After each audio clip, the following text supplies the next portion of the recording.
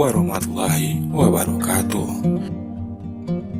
Kembali lagi di konten cerita bergambar. Di konten cerita bergambar kita hari ini, saya akan menggambarkan sebuah cerita tentang The God of Roadkill. Makhluk yang sangat menakutkan dan misterius. Tapi sebelum kita mulai, jangan lupa untuk mengklik tombol subscribe dan aktifkan lonceng notifikasinya agar teman-teman semua tidak ketinggalan konten cerita bergambar dari channel ini. Kalau sudah, mari kita mulai ceritanya. Jika teman-teman belum mengetahui siapa itu God of Roadkill, mari saya jelaskan. God of Roadkill adalah makhluk yang sudah ada sejak berabad-abad yang lalu. Seperti namanya, God, makhluk ini dianggap sebagai dewa dari hewan yang meninggal akibat kecelakaan. Diyakini hewan-hewan yang menjadi korban dari kecelakaan di jalan raya, jiwanya akan dibawa oleh God of Roadkill ke alam lain. Ukuran tubuhnya sangatlah besar, dikabarkan melebihi ukuran sebuah mobil bus, dengan tinggi paling tidak sekitar 20 kaki. Tubuhnya berbentuk aneh, dengan kepala mirip kerangka seekor burung dengan paruh yang sangat besar dan panjang.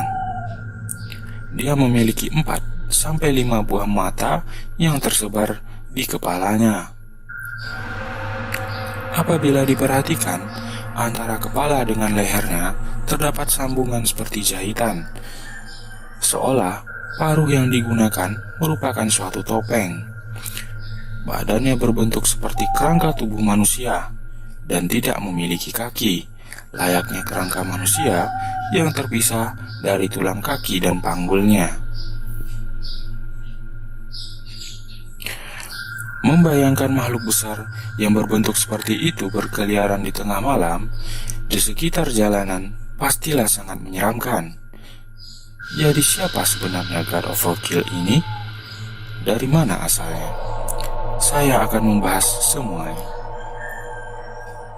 Seperti cerita seram lainnya, sosok God of Roadkill awalnya hanya beredar dari mulut ke mulut, sampai seseorang mengaku melihat sosoknya dan memposting di media sosial. Tentu saja cerita ini pun menjadi semakin viral, terutama di kalangan pecinta cerita horor dan creepypasta. Pada foto tersebut, terlihat sesosok kerangka makhluk humanoid yang memiliki kepala menyerupai burung tengah berdiri di jalan raya yang gelap dan sepi.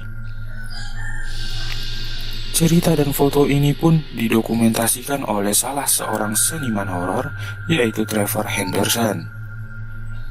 Dia pun kemudian menamai makhluk ini dengan nama The God of Roadkill. Menurut data statistik, sekitar 1 juta hewan mamalia meninggal setiap harinya. Bayangkan ada sekitar 1 juta hewan tak bersalah yang meninggal hanya demi kepentingan manusia. Dan hampir sebagian dari jumlah hewan-hewan tersebut meninggal karena kecelakaan di jalan raya. Hal ini diakibatkan oleh banyaknya pengendara tak bertanggung jawab yang mengendarai kendaraan dengan kecepatan tinggi, terutama saat berada di jalanan yang sepi. Diyakini, God of Roadkill muncul untuk memberikan keadilan bagi hewan yang menjadi korban kecelakaan tersebut. Apabila God of Roadkill mulai menampakkan diri, maka di sekitar jalanan tersebut akan terjadi kecelakaan yang merenggut nyawa pengendara di sekitar daerah kemunculannya. Seperti yang saya katakan sebelumnya, bentuk tubuh dari God of Roadkill ini sangatlah aneh. Seperti mayat yang membusuk dan menyisakan tulang atau kerangka saja. Seolah-olah dia merupakan korban dari suatu kecelakaan. Meskipun cerita asli tentang asal-usulnya masih belum jelas, namun beberapa orang berpendapat bahwa God of Roadkill mulanya adalah seorang manusia yang meninggal karena ditabrak oleh mobil ketika hendak menyelamatkan seekor binatang dari kecelakaan. yang mana manusia tersebut mengalami luka yang sangat parah, sehingga tubuhnya terpisah antara badan dan kakinya.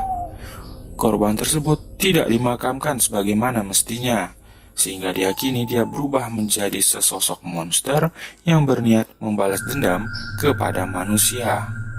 Terutama manusia yang menabrak hewan di jalanan dan meninggalkannya begitu saja. Sangat mudah bagi God of Roadkill untuk membalas dendam kepada para korbannya. Setiap pengendara yang kabur setelah menabrak hewan, mereka akan melihat sosok makhluk raksasa menyerupai mayat binatang berdiri di jalanan, yang mana makhluk ini adalah God of Roadkill. Jika si pengendara berhenti dan berbalik ke tempat mayat hewan yang dia tabrak tadi, serta menguburkannya, maka pengendara tersebut akan selamat.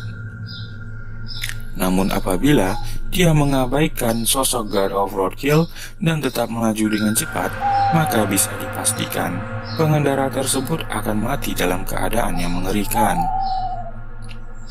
Mereka akan menabrak pohon, masuk ke dalam jurang, ataupun mengalami remblong saat melaju kencang. Tidak ada bukti bahwa kematian mereka disebabkan oleh God of Roadkill. Polisi yang datang ke tempat terjadinya kecelakaan tidak akan pernah menemukan jasad dari korban kecelakaan tersebut. Hal ini dikarenakan God of Roadkill akan memakan korban kecelakaan yang telah meninggal. Satu hal yang menarik, God of Roadkill tidak pernah memakan manusia dalam keadaan hidup. Meskipun ketika kecelakaan ada korban yang masih bernafas, God of Roadkill akan berdiri di sampingnya menunggu si korban menghembuskan nafas terakhirnya, dan barulah dia akan memakannya. God of Roadkill tidak dapat dimusnahkan. Dia tidak akan terluka ketika ditabrak, ditembak maupun dibakar. Tidak ada satupun senjata buatan manusia yang diketahui mampu melukai God of Roadkill.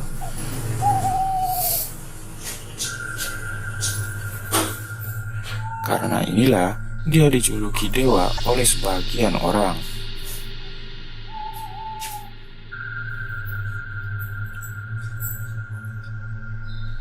Meski terdengar mengerikan, ada beberapa pengendara yang dikabarkan selamat setelah bertemu God of Roadkill.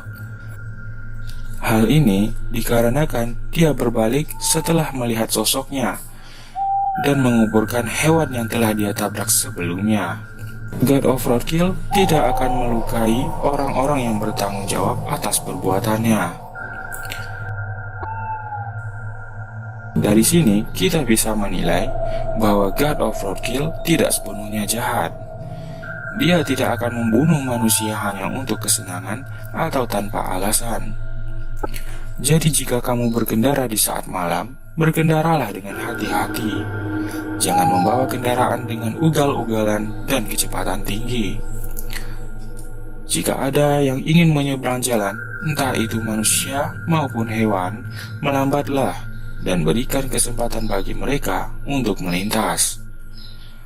Cukup sekian cerita bergambar kita hari ini. Seperti biasa, cerita ini hanyalah suatu kisah fiksi belaka.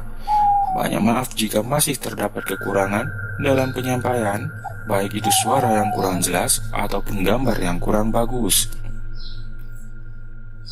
Tetap dukung channel ini untuk terus berkarya dengan memberikan like dan juga komentar. Bagi teman-teman yang memiliki request untuk cerita selanjutnya, bisa tulis di kolom komentar. See you in the next video and Assalamualaikum warahmatullahi wabarakatuh.